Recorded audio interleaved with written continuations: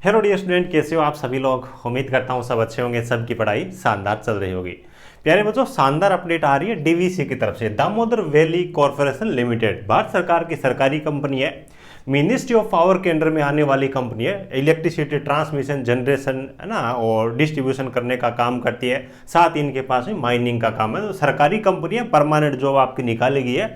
लगभग 60,000 से अबव आपकी मंथली सैलरी रहने वाली है। पूरी की पूरी 60 साल की आपकी सरकारी केंद्र सरकार की नौकरी रहने वाली है। फुल नोटिफिकेशन आउट हो चुका है। वैसे कुछ दिन पहले मैंने इसका जो शॉर्ट नोटिफिकेशन था वो भी टेलीग्राम में शेयर किया था। अभी फुल नोटिफिकेशन आ गया। जेई की यहाँ पे वैकेंसी है ना, बहुत सारी जेई की वैकेंसी है, कुछ सर्वेयर की वैकेंसी है। और फ्रेशर्स बच्चे इसके अंदर आवेदन करेंगे। कोई भी अप्रेंटिसशिप एक्सपीरियंस है ना, इंटर्नशिप वगैरह कुछ भी नहीं चाहिए। ठीक है, तो पूरी जानकारी अपन लेंगे। पेपर के अंदर क्या आएगा, कौन आवेदन कर पाएगा, किस हिसाब से आवेदन करना है, सब चीज़ों के बारे में एक एक करके डिटेल में बात करने वाले हैं। ठीक है, बाकी जो भी बच्चा टेक्निकल बच्चा है, आईटी, डिप्लोमा, बीटेक किया हुआ है, तो चैनल को सब्सक्राइब जरूर कर लीजिएगा ताकि आपको सभी प्रकार की सरकारी तकनीकी भर्तियों के बारे में जानकारी मिलती रहे। और वीडियो को डिस्क्रिप्शन में आपको हमारे टेलीग्राम चैनल टेक्निकल जॉब ज्ञान की लिंक मिलेगी, उसको भी जरूर ज्वाइन करिएगा। बहुत सारे बच्चे ऑलरेडी ज्वाइन कर चुके हैं। छोटी बड़ी जो भी अपडेट होती है तो वहां पर भी मैं डाल देता हूँ, है ना। तो ये आप देखोगे कल का ही नोटिफिकेशन है, 5 जून को ये नोटिफिकेशन विभाग की तरफ से जारी किया गया। काफी वेट किया, उसके बाद में ये नोटिफिकेशन आए, अपने को देखने को मिले, है ना। वैसे शॉर्ट नोटिफिकेशन काफी टाइम पहले आ गया था। और दामोदर वैली कॉर्पोरेशन, जैसे कि मैंने आपको बताया, मिनिस्ट्री ऑफ पावर के अंडर में काम करता है। गवर्नमेंट ऑफ इंडिया का थर्मल पावर प्लांट है, हाइडल पावर प्लांट है ना, जनरेशन, ट्रांसमिशन, डिस्ट्रीब्यूशन का काम करता है। और इसका जो हेडक्वार्टर है कोलकाता में है, वेस्ट बंगाल के अंदर। और ऑल ओवर इंडिया के अंदर कई जगह इनकी ब्रांचें था। ज्वाइनिंग आपकी कहीं पे भी हो सकती है।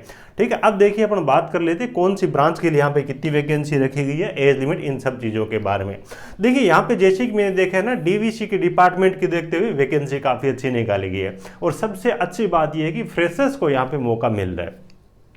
देखिए जेई ग्रेड 2 मैकेनिकल है, यानी कि जूनियर इंजीनियर मैकेनिकल है, इनके लिए टोटल मिला के 16 यानी कि 16 वैकेंसी रखी गई है। कैटेगरी के हिसाब से आप वैकेंसी देख सकते हो। जेई की जितनी वैकेंसी 18 से लेकर के 28 वर्ष एज लिमिट रखी गई है। 80 ST वाले बच्चे हैं उनको अधिकतम आयु सीमा में 5 साल की, ओबीसी वाले बच्चों को अधिकतम आयु सीमा में 3 साल की यहाँ पे छूट मिल जाएगी। ठीक है, चलो उसके बाद देखिए जूनियर इंजीनियर इलेक्ट्रिकल है, तो उसके लिए भी काफी अच्छी वैकेंसी यहाँ पे रखी गई है। टोटल मिलाकर के 20 वैकेंसी रखी गई है। 9, 5, 3, 1, 2 ना, इस हिसाब से वैकेंसी है। और जिस कैटेगरी में वैकेंसी नहीं हो, यूआर कैटेगरी से आवेदन कर पाएंगे।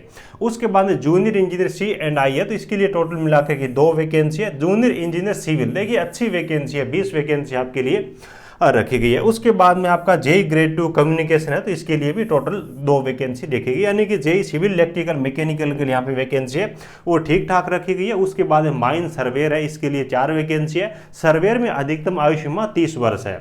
ठीक है, ये सब चीजें हो गई। उसके बाद में देखिए यहाँ पे अपन पे स्केल के बारे में बात करते हैं। जेई का जो रेगुलर पे स्केल है इंडिया गवर्नमेंट का 35,400 है, इसके अकॉर्डिंग आपकी सैलरी रहेगी।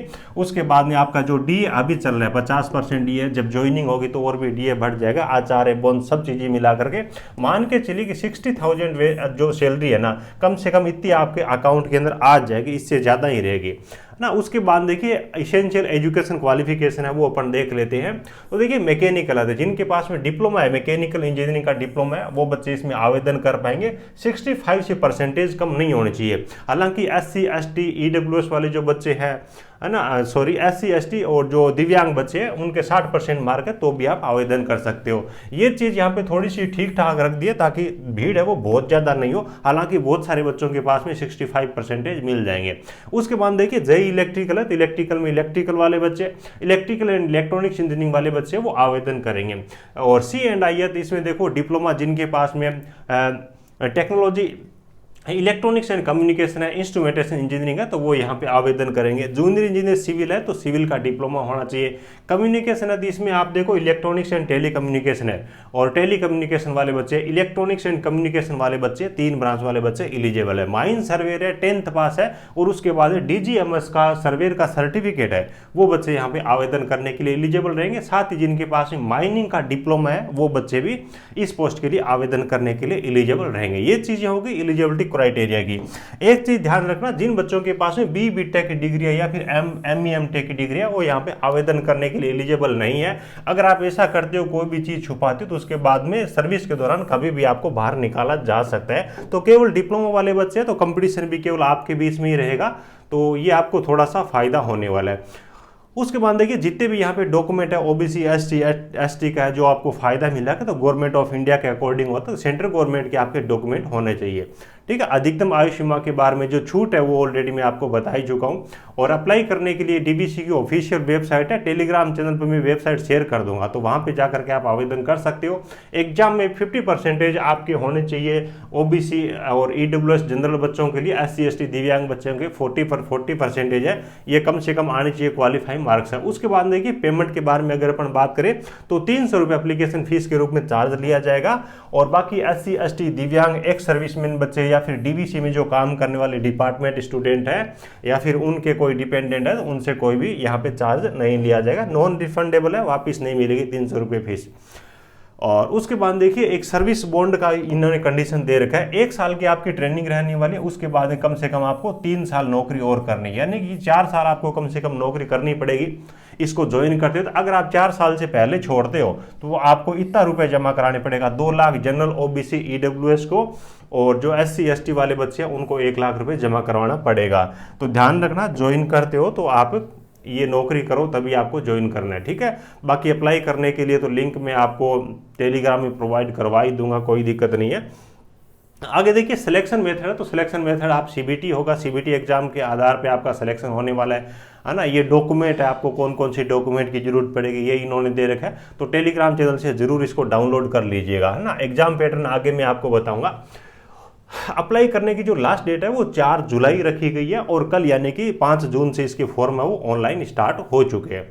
चलिए अब अपन देख लेते हैं इसके पेपर पैटर्न के बारे में, है ना। ये फोटो वगैरह का साइज दे रखा है, परफेक्ट चीजें हैं, तो ये आप थोड़ा सा ध्यान में रख लीजिएगा। ठीक है, नोटिफिकेशन काफी लंबा है, वैसे एग्जाम डेट वगैरह अभी तक इन्होंने नहीं बताई है, अलग से ऑफिशियल वेबसाइट पे जारी करेंगे, हालांकि सिलेबस इन्होंने बता दिया। अब देखिए ये यहाँ पे इन्होंने पेपर का पैटर्न दे रखा है, तो टोटल मिलाकर के आपको 100 प्रश्न पूछे जाएंगे। ठीक है, जिसमें से 70 जो नंबर रहेंगे ये आपके टेक्निकल के रहेंगे, आपकी ब्रांच से संबंधित।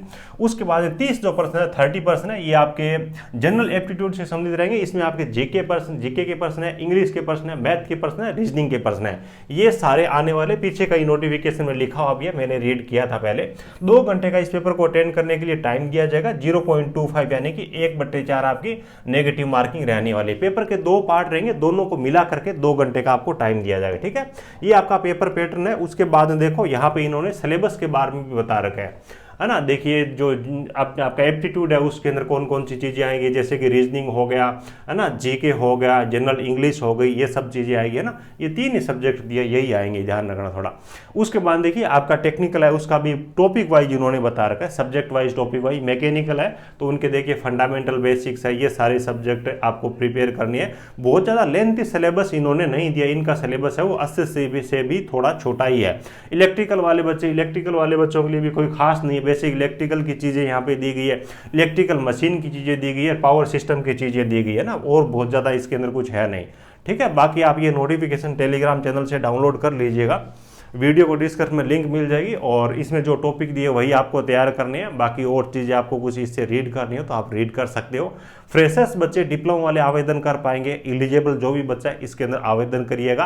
कंटिन्यू अगर आप तैयारी कर रहे हो तो इस प्रकार के अवसर आपको कभी भी नहीं छोड़ने चाहिए। ठीक है, उम्मीद है सब चीज़ें आपको बहुत अच्छी तरीके से क्लियर हो गई होगी।